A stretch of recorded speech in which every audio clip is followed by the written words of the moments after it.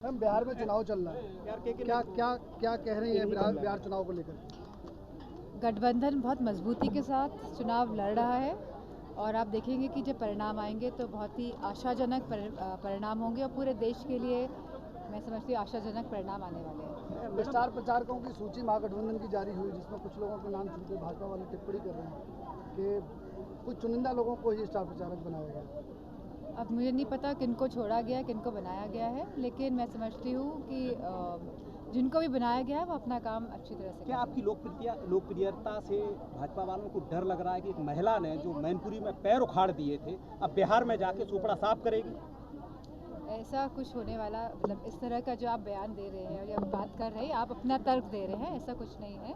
अगर वहाँ पे बुलाया जाएगा तो समाजवादी पार्टी के रूप में स्टार प्रचारक के रूप में हम जाएंगे। मैडम, रेल मंत्री जो हैं पूरे देश में जब हम यात्री ट्रेनों की बात करते हैं तो 13,452 है और रेल मंत्री हमारे ये कहते हैं, घोषणा करते हैं कि 12,000 ट्रेनें चलाई जाएंगी। ये कहाँ से चलेंगी?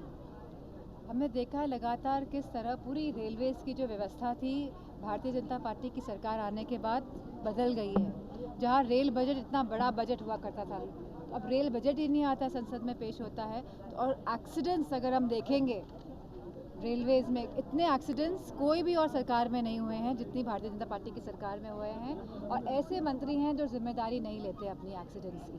पिछली सरकारों में तो लोग इस्तीफा देते थे, मंत्री इस्तीफा देते थे अपनी नैतिक जिम्मेदारी समझकर। तो मैडम, भाजपा सांसद मनोज तिवारी बिहार चुनाव में एक रैली के दौरान बोले कि ये महागठबंधन के लोग भ्रामक प्रचार कर रहे हैं। वक्फ बोर्ड बिल को जो है संसद में पारित किया जाता है और ये विधानसभा चुनाव के नतीजे आने के बाद पारित करने की बात कर रहे हैं। मैं समझती हूँ क्योंकि कोई एजेंडा नहीं है भारतीय जनता पार्टी वालों के पास, और जिस तरह की परिस्थितियाँ बिहार में हैं और जिस तरह सीएम का चेहरा नहीं है एनडीए के पास आज, तो मैं समझती हूँ कहीं ना कहीं ध्यान भटकाने के लिए वक्फ बोर्ड, ये सीआईए, ये एसआईआर, ये इस तरह की गतिविधियाँ जानबूझ के सरकार करती है। जिससे मूल मुद्दे जो हैं बिहार के, जहाँ बेरोजगारी है, जहाँ पे लोग पलायन कर रहे हैं क्योंकि कोई रोजगार नहीं मिल पा रहा है, तो इन मूल मुद्दों से ध्यान हटाने के लिए इस तरह की बयानबाजी और भाषणबाजी होती है। मैडम, आखिरी सवाल है, पीडब्ल्यूडी को लेकर